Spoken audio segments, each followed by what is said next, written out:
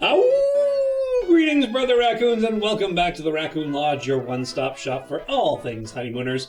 As always, if you're watching this video, please hit the like and subscribe buttons. It's a mere bag of shells.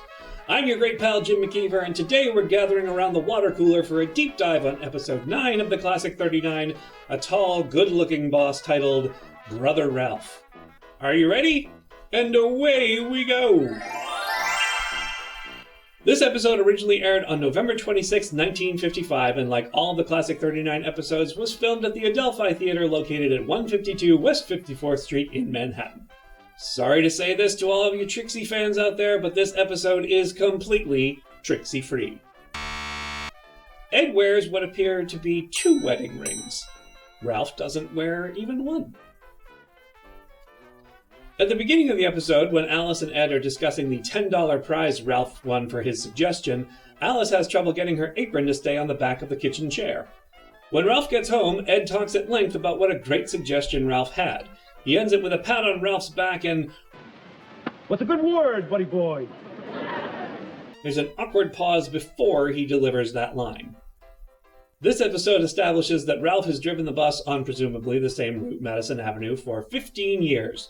Though in A Matter of Life and Death he says 14 years, and in Opportunity Knocks Butt he says 16. When Ralph is raving about driving the bus through the snow and the sleet and the rain, he says, all kinds of weather. I guess that's what Scooby-Doo would call it. Ralph starts to say, I don't know anything about working in the sewer, but Ed steps on his line with, How about it, Ralphie boy? Would you like to join us, denizens of the deep? So Ralph has to say his line again. When Ralph kicks Ed out the first time, Ed has trouble with the doorknob. Ralph's line, Oh, you're flirting with death. is obviously improvised, but glorious. When Ralph sits down at the kitchen table and Alice tells him she's getting a job, Ralph is visibly out of breath. Alice tells Ralph that in her office it's just Tony, George, Bill, Frank, Pete, and Alice. Ralph repeats it back as Tony, Frank, George, Pete, Bill, and Alice. The names are right, just out of order. Speaking of names, Tony Amico, Alice's boss, was named after Jackie Gleason's then valet, Tony Amico. After Ralph insists that Alice is quitting, Alice says, Now just a minute, Ralph. And there's a huge pause. Now, just a minute, Ralph. Don't just a minute me. You're quitting. It's hard to tell if Gleason forgot his line for a minute or if he thought Audrey had another line. Ralph theorizes that Alice's boss is some stupid mokes. According to Audrey Meadows' book Love, Alice, mokes was a word that Gleason used in everyday conversation, and I don't believe it had a negative connotation. Correct me if I'm wrong.